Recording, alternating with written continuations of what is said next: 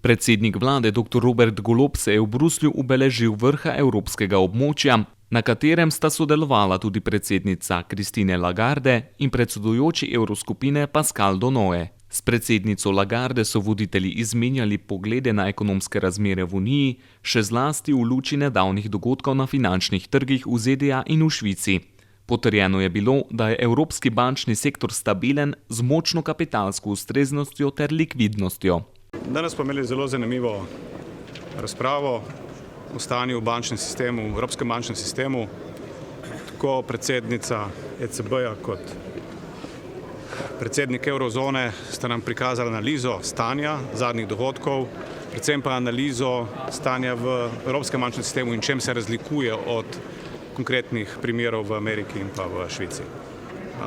Na podlagi predstavljenega lahko zaključimo in smo tudi zaključili enotno, in to je, da je evropski bančni sistem odporen na motnje, ki smo jim bili priča, da so vsi parametri od likvidnosti do ustreznosti, kapitalske ustreznosti in podobno zelo znotraj predpisanih omejitev in da je ravno zaradi pravil, ki veljajo v evropskem bančnem sistemu, ki so bistveno bolj stroga od pravil v omenjenih dveh državah, smo lahko v resnici mirni.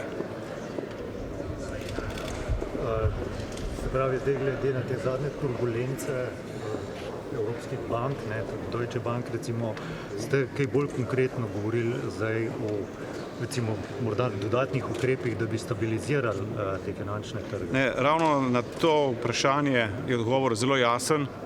Ne glede na posamične ali dnevne volatilnosti, se nič ni spremenilo v zadnjih 2 dneh ali pa 3 dneh ali pa zadnjem tednu glede stabilnosti evropskega bančnega sistema. Enako je stabilen, se pravi, dnevne volatilnosti niso vplivale na noben način, niti niso posledica tega stanja v sistemu, ampak je sistem normalen, stabilen in robusten. Tako da sami odzivi na to, kaj se dogaja, dnevna volatilnost na trgih. In to je to.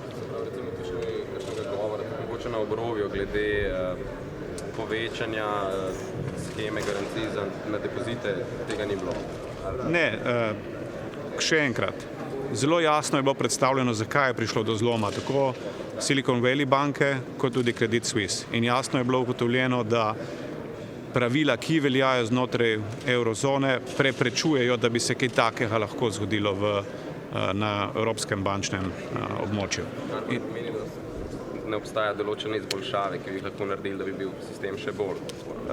Debata je šla predvsem v smer, kako povečati, vzpostaviti bančno unijo, ampak s poudarkom ne na relaksaciji pravil, kot so bili nekateri predlogi, ampak z vidika tega, da se pravila, ki že danes veljajo, ohranijo, niti ne zaostrijo, ampak ohranijo ravno z namenom, da se ne bi te turbulence, ki smo jim priča, kakorkoli odrazile na stabilnosti. To vprašanje evropske sheme za varstvo depozitov se ne pojavlja? Ne, o tem ni bilo govora. To je sestavni del bančne unije.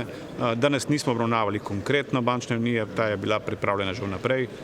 Zaenkrat se pogovarjamo o tem, na kakšen način bi šla implementacija teh dogovorov, ampak smo še na začetku procesa. Kako pa je slovenski bančni sistem pripravljen na morebitne težave oziroma? Naše banke so v eurozoni, Slovenija je v eurozoni in deli usodo te eurozone, tako da je z tega vidika enako. Pravila so enaka in naš bančni sistem je zelo likviden in tudi kapitalska ustreznost je zelo visoka. Govorili ste tudi o reformi ekonomskega upravljanja, zdaj včeraj je vlada pripravila predlog rebalansa proračuna.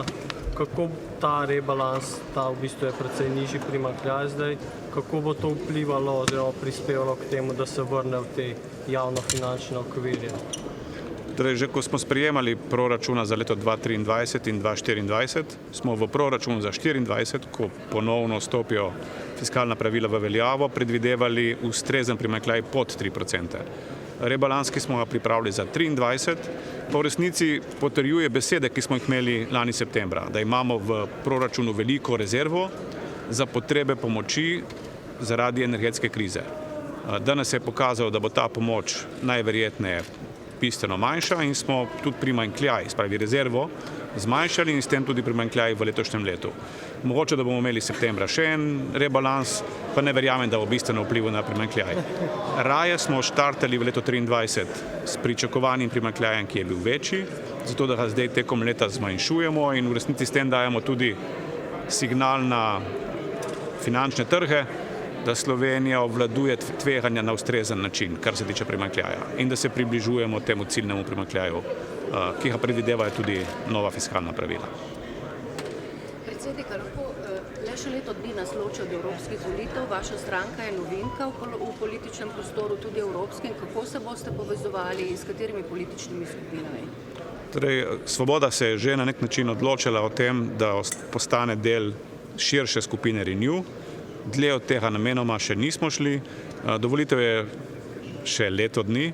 Mislim, da bomo to debato opravljali po poletju, nič prej. Vmes se bojo tudi na evropskem nivoju dogajale določene iniciative in verjamem, da bo tudi to pomagalo pri naši odločitvi. Tudi glede kandidatur, še manj komisarjev, o tem nobene debate še ni bilo v stranki, tako da imamo za to še več kot dovolj časa. Ampak zakaj vas pa ne zanima recimo sodelovanje v ALDE, ki je veliko starejša politična skupina od Renewja in mnogi so prepričani, da Renewja po odhodu predsednika Macrona z politične scene tudi ne bo več? Vse ne pravim, da nas ne zanima, ampak o tem neke poglobljene razprave še nismo imeli in jo bomo opravljali čez poletje.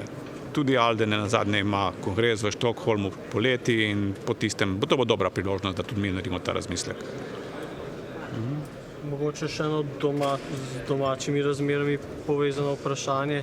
V ponedeljek ste na seji DZ povedali, da boste zakona o digitalizaciji v zdravstvu in pa prenovi ZZZS predstavili do konca meseca oziroma da bosta v javni obravnavi, pa zdaj danes ta ESS ni obravnaval teh predlogov, pa me zanima, kje se zatika s tem. Težko komentiram, kaj je bil razlog. Vem, pa informacije imam, da sta bila oba zakona posredovana na ekonomsko-socialni svet. Zakaj jih niso želeli obravnavati, težko komentiram, ker me pač tam ni bilo. Verjamem, da bo to v naslednjem tednu ali pa dveh se razčistilo, tako da pomembna stvar pri obeh zakonih je, da sta že danes na nek način v javni obravnavi, ker ju ne želimo sprejemati mimo javnosti, ne želimo sprejemati po nekem skrajšanem postopku, ampak po rednem postopku in da ravno zato, da imamo dovolj časa, da zberemo vse relevantne in koristne pripombe in ju dopolnimo. In verjamem, da se bosta predloga tudi še dopolnjevala v tem mesecu dni in da je časa za to dovolj.